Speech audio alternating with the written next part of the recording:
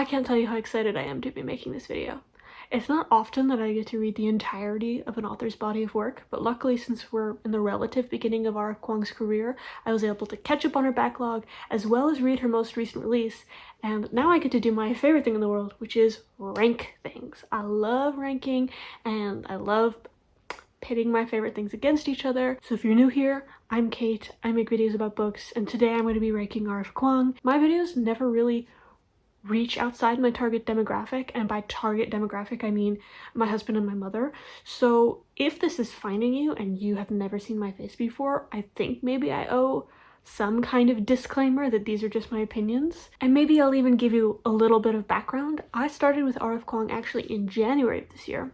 So I've read her whole backlog in a year, I guess in a 9-month time period. And I started with Yellowface because I'd been hearing things about R.F. Kuang for some time now, since probably the publication of her first book, The Poppy War.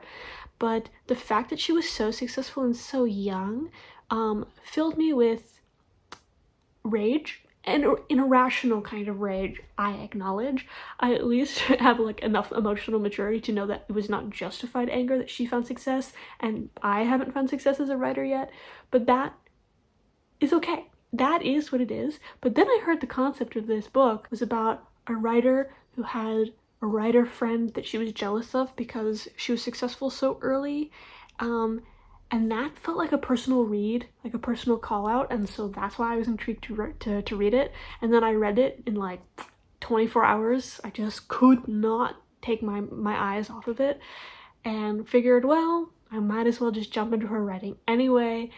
And I've been kind of exploring genre fiction more this year. I'm trying to step out of my literary fiction comfort zone. I read a lot of like bleak historical tomes, and I wanted to read a bit more fantasy this year. So I started with The Poppy War, just 1, 2, 3 throughout the spring and the early summer. And then in August I read Babel, and then in September I read her newest release, which is Calabasas.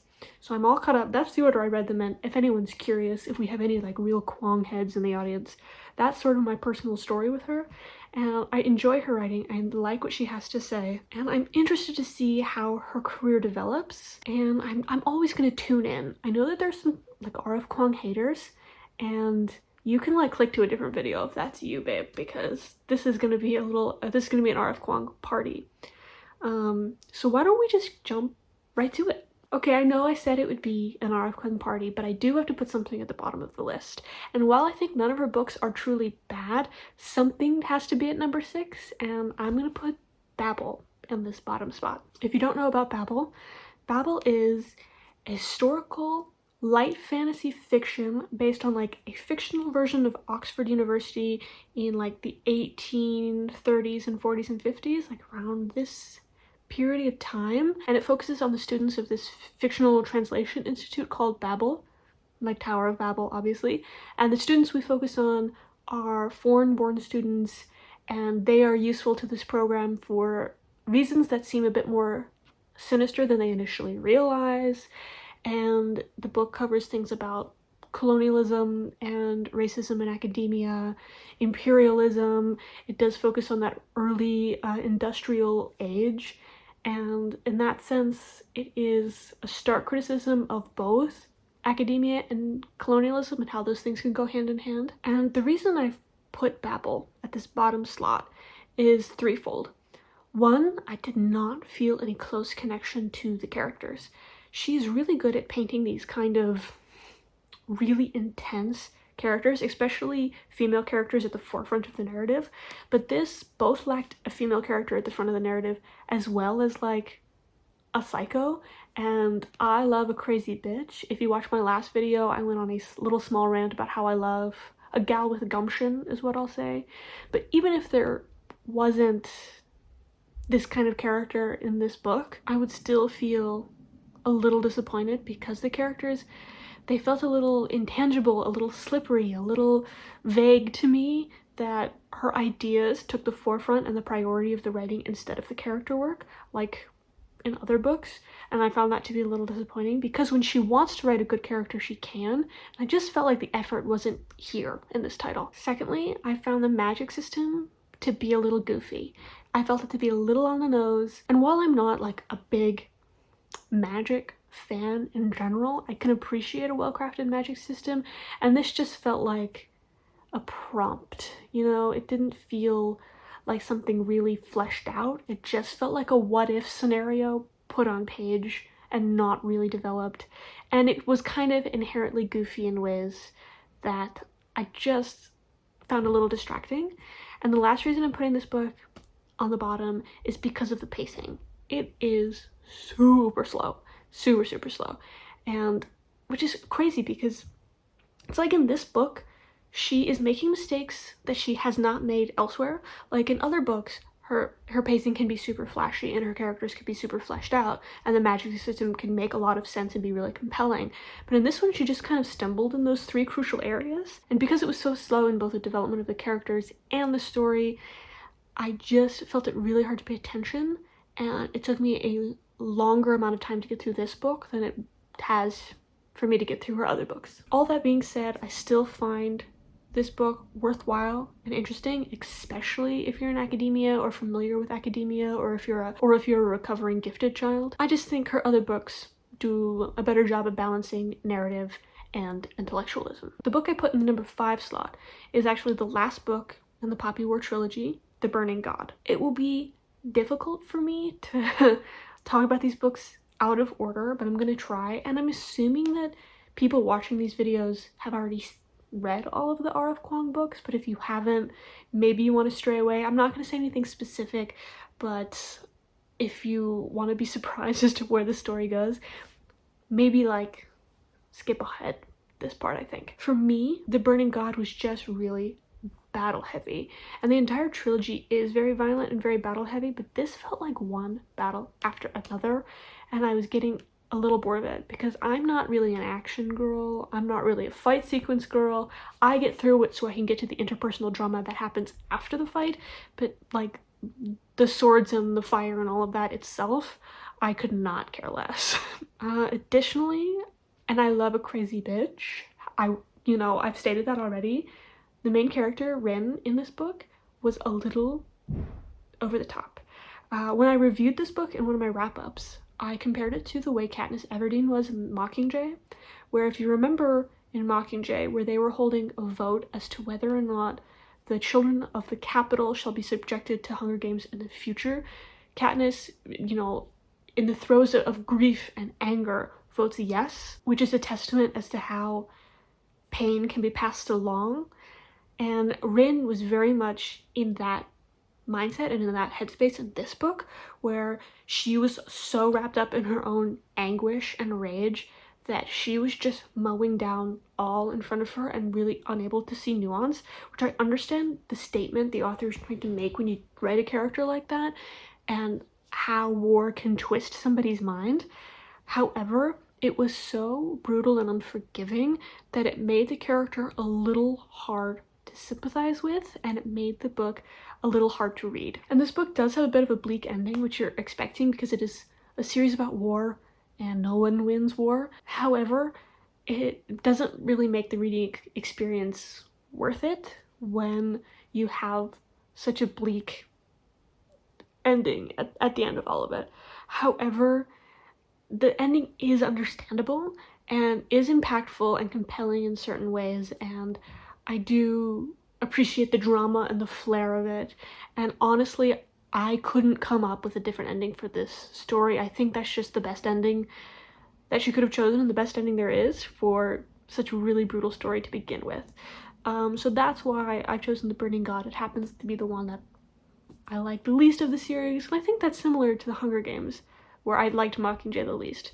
But I haven't read that series in a long time, so I don't know if that opinion still stands. Number 4 is her recent release, Calabasas. When trying to talk about this book in my wrap-up this month, I talked for about 20 minutes and was so exhausted in the edit that I cut like half of what I had to say.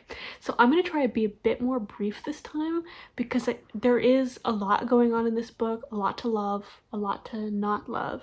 So I'm going to begin with what it's about. This book, like Babel, is a fictionalized version of a university. This time it's Cambridge, and in this universe, magic is real everyone knows that magic is real, and I love that. I just love when it's accepted into the culture. And our main character, Alice, her advisor, her PhD advisor, has died, and maybe she had a little something to do with it.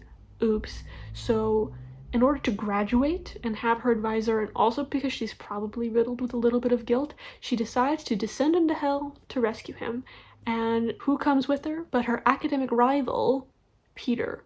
And maybe they like each other and they had a little falling out, but maybe they'll learn to like each other again while in hell. Starting with what I liked about this book, I enjoyed the depiction of hell and the way hell was shaped itself to the person inside of it, and that it is kind of a hodgepodge mixture of a bunch of different mythological and literary representations of hell, where you have like some Chinese mythology and some Greek stuff and some 15th century Catholic bullshit, which, you know, I love some 15th century Catholic bullshit. That is my special interest.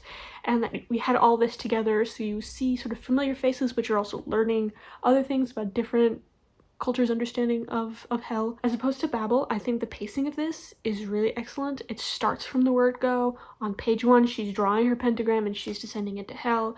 I like the way it's kind of episodic, and then you're going from like one ring to the next, very reminiscent of Dante's Inferno. And it does have that episodic adventure-y kind of thing, like Wizard of Oz or something like that, whereas we're doing one thing at a time and this is our little adventure, and I really like that. However, it's also fleshed out with frequent flashbacks to contextualize the characters, the situation, the professor himself. I really liked the characters. I found them really real and interesting, especially Alice, our main character. She is the kind of flawed female character that I really appreciate and relate to, in the way that she's really determined but also delusional, and she's really intelligent, but she has these social blind spots. And I like the way this book deals with gender and victimhood and academia. The commentary on academia I find to be especially poignant, and it is the best commentary on academia that I think R.F. Kuang has done to date, in the way that you would literally kill yourself for a good grade. There's like the self-destructive nature of students, how the system rewards people who are self-destructive, that you have people in power who abuse their power, and at the end of it all, when you decenter academic success, what are you left with in your life? There was a little romance in this that I liked. I like when the romance is secondary or tertiary, just like kiss once and I'm good, really, so I felt that this was a good balance of the romance. I believed it. There were some interesting, cute moments. It's not the best romance I've ever read, but it's also her first romance that she's written, so it does read a bit like this is my first shot, but I think it is decent for a first shot. As for my critiques, there were a couple of antagonists, and you'll know if you read this, there was a couple of antagonists that I felt were a little forced and a little flat, and that there was a certain piece of the puzzle they needed around that third act that they've been like searching for in order to like get the thing that they want, and then it's just kind of deus ex machina into their hands, just like, oh, you were looking for that, here you go. And that felt really lazy and rushed. And as the book progresses, Peter and Alice start questioning their belief system, which is interesting, but as they're questioning their belief system and wondering, wait, why are we in hell in the first place, the book does start to waver in terms of urgency, and even the reader is like, yeah, why are you here? Like, what are we doing?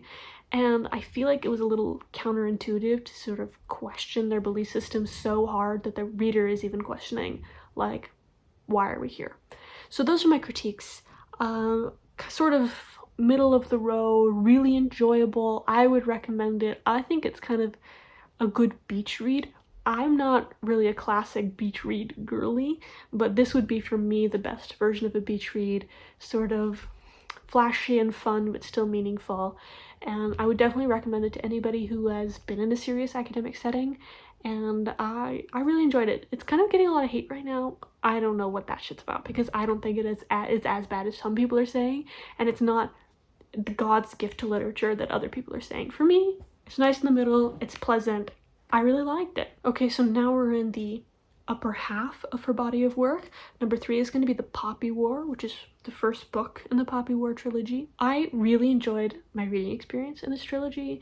It really was reminiscent of being in middle school and reading those like YA dystopians, and just like completely being consumed in the world, and you have to know what happens next, and watching the characters develop over multiple books. So this book for me was like a cornerstone of this reading year, that it really inspired me to take more risks in my reading, and I really enjoyed it, and it was a nice introduction into fantasy, or rather maybe like a reintroduction. As I said before, I really love a crazy protagonist, and Rin is the craziest of them all. I mean, right from the beginning, she has to study for this test to get into this military academy so she could avoid an arranged marriage, and she needs to stay awake to study, so she's like burning herself with hot wax so that she can study, and it is that intense, and more so throughout the entire series. She will do literally anything and everything to get what she wants, and there is something really cathartic about that in a female character. And she did walk a little bit on the side of typical teenage blockheaded main character in a book. I keep bringing up Katniss Everdeen, but there is a certain parallel between the two of them, and at least what she did and what both of those characters do is entertaining. I would say this book is segmented into 3 parts, the first part being the school, very Hogwarts. I've never read the Harry Potter books, but it did feel a little bit like what I'd imagine reading those books is like. They're pledging their allegiance to certain subjects, there's drama with all of the teachers, there's this interpersonal drama between all the students, and there's lots of commentary about race because she comes from the South and has darker skin and she's going to the capital of this country, and I really appreciated the way certain things were represented and how someone can feel kind of isolated even in their dream spot. Like, she works so hard to be there only for it to like kind of suck in the end. Crazy. And I really liked this part of it because I like a small to medium stakes scenario. I like school drama. And then part 2 is like the beginning of the war, and then part 3 really picked up, and the author really like unflinchingly depicts the horrors of war. And you can tell that she had real life references for this part. There were a lot of parallels to things like the rape of Nanking, and I appreciated how this book really was allegorical to China's relationship with Japan, because you can't really talk about China without talking about Japan and Japanese imperialism. Overall, I really liked how the stakes were raised over time, and a lot happens in this book. She crams so much into this thing that any other author would make this book like 3 books in and of itself. And so I can really appreciate like how dense it is, dense in a good way, and I found it really enjoyable, and that things were kind of always changing and the stakes were always changing. So I really like this. Great intro to a series, and it kind of means a lot to me because it was an important part of my reading year. Number 2 is going to be Yellowface. This is the first one I read. I've put it so high because the reading experience was so sick. As I said before, this book is about a writer, and she has this like writer acquaintance who's been successful for a really long time, and she kind of is everything that she wants to be, and they're having this like little wine in her apartment, and the successful author chokes on a pancake and dies, and on the table in the other room happens to be her unpublished manuscript that her agent hasn't even looked at or even knows exists. So then the unsuccessful author kind of just walks over there, takes it, and was like, well, who can know? I'm just gonna have a look at it.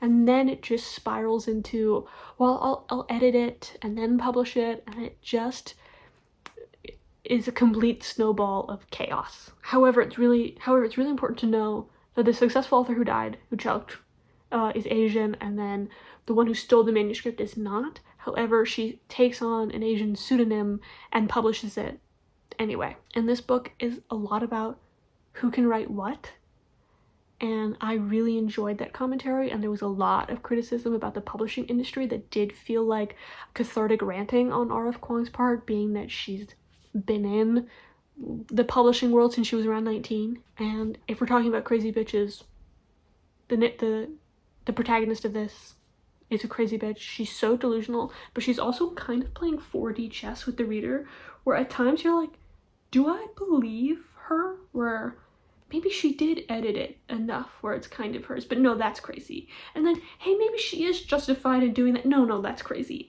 And that you're kind of really struggling to grasp on a sense of right and wrong because the narration is so compelling. And it was just a really immersive experience, a really immersive, crazed experience where you're not watching someone crazy do crazy things, but you actually kind of feel a little crazy while reading it, because you feel sorry for her and then you don't, and then you agree with her and then you don't. One other small note I have is that this book really dealt well with like social media and technology, that it really felt like she knew what she was talking about, because I loathe social media and emails and texting in books. That's why I read a lot of books by dead people, because I don't want to read about Microsoft Outlook in my book or I'm gonna kill myself. And she was able to handle this 21st century war zone of technology and social media and clicks and likes and being canceled in a way that was actually really compelling and interesting and had stakes and didn't feel like a silly, goofy adult trying to write teen speak in a teen movie. You know what I mean? The reason this book isn't in the top slot is because I am still mixed about the ending, where it felt like a really weak ending, but then it was kind of recovered a little bit at the last page, and I keep going back and forth to whether or not I really like the ending. And I was loving it and then confused and then wowed, and I am still sort of making up my mind about that.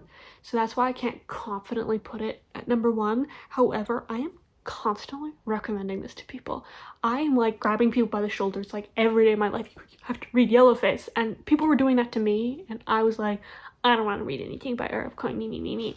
But now I'm like, I've turned into the thing I've most feared, and that is an R.F. Kuang stan, especially when it comes to this book. And I'm just constantly trying to get people to read it. So that leaves us with number one, and by process of elimination, it's The Dragon Republic, which is the second book in the Poppy War trilogy. So in the scorched earth of war, the country then collapses in on itself in a civil war, and there is a rebellion striving for a regime change by trying to unseat the empress and replace like the provincial warlord system with a democratic Congress or something like this, a republic. And while the Poppy War was like allegorical about China and Japan, this is more allegorical about China and the West, and China and itself.